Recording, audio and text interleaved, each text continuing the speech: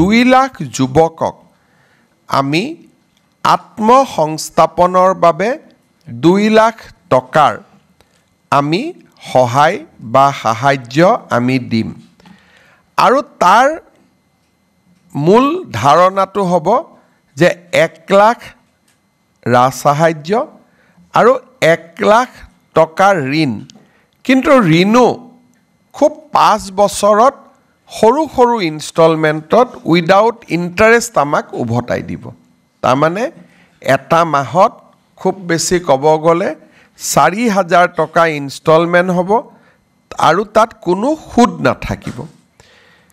2 লাখ টকালৈকে যোৱাৰ 2 লাখ যুৱকলৈকে যোৱাৰ আগতে আমি প্ৰাৰম্ভিকভাৱে 25,000 যুৱকক এই সাহায্য আগবঢ়াইছিলোঁ তেওঁলোকক প্ৰথমতে আমি যোৱা বছৰ 1 লাখ টকা আগবঢ়াইছিলোঁ আৰু এই বছৰ আমি তেওঁলোকক 1 লাখ টকাৰ দ্বিতীয় কিস্তি প্ৰদান কৰিম সেপ্টেম্বৰ অক্টোবৰ মাহত কিন্তু তাৰ আগতে এই গোটেই ব্যৱস্থাটো যাতে যুৱক যুৱতীসকলে বিশেষকৈ একাংশ যুৱক যুৱতীয়ে যাতে মোবাইল আদি কিনাত খৰচ নকৰে আৰু তেওঁলোকক যাতে আমি সঁচাকৈ মেণ্টৰিং কৰিব পাৰোঁ ভাল কাম কৰাৰ কাৰণে সেইকাৰণে আমি গোটেই ৰাজ্যতে CM ফেলো আমি নিযুক্তি কৰিছিলোঁ আৰু CM ফেলোসকলে এই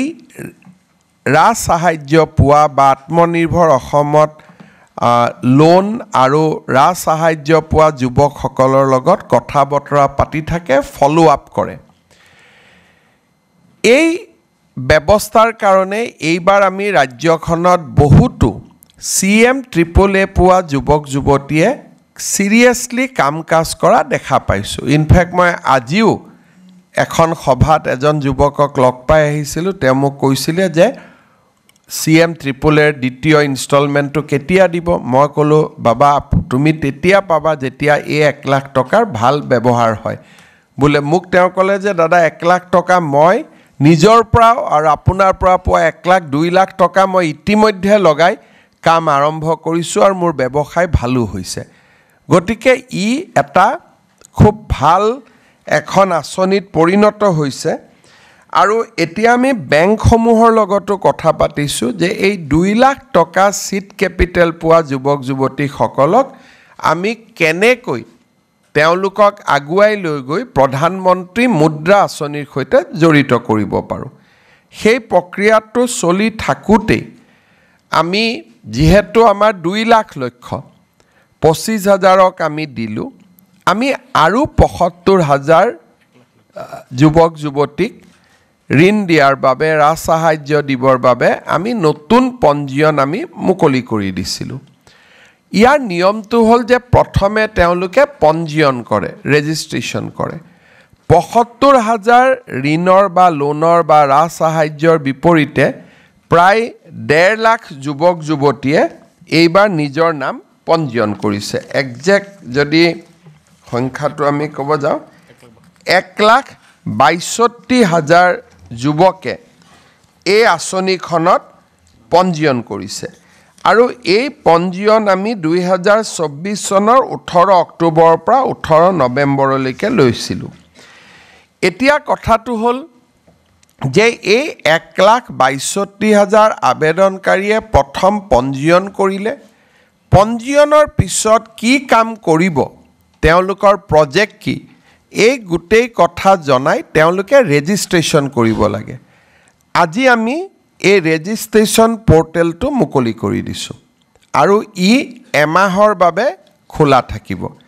এই এমাহৰ ভিতৰত 1,62,000 যুৱক যুৱতী যোনে পঞ্জীয়ন কৰিছিল তেওঁলোকে আবেদন কৰিব লাগিব আবেদনত অলপ ডিটেইলছ লাগিব আৰু আবেদন কৰাৰ পিছতে আমি তেওঁলোকৰ ইণ্টাৰভিউ আৰম্ভ কৰিব পাৰিম 1,62,000ৰ ভিতৰত 75,000 যুৱক যুৱতীক আমি নিৰ্বাচিত কৰিম তাৰমানে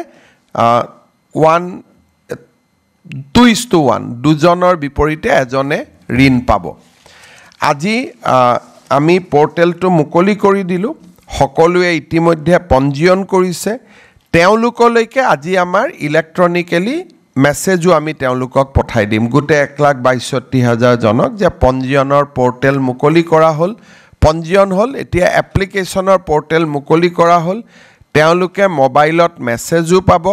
সংবাদ মাধ্যমৰ জৰিয়তেও গম পাব আৰু উদ্যোগ বিভাগে বিজ্ঞাপন আদিও দিব যাতে 1,62,000 যুৱকক আমি পঞ্জীয়নলৈকে আনিব পাৰোঁ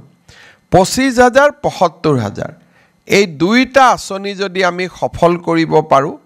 আৰু টকা পইচাৰ যদি অপব্যয় হোৱাৰ বাতৰি নাহে তেতিয়াহ'লে ভৱিষ্যতে আৰু 1 লাখ যুৱক যুৱতীৰ কাৰণে আমি ৰাস্তা খুলি থৈছোঁ গতিকে এই আঁচনিখন সফল হোৱাটো অতিকে প্ৰয়োজনীয়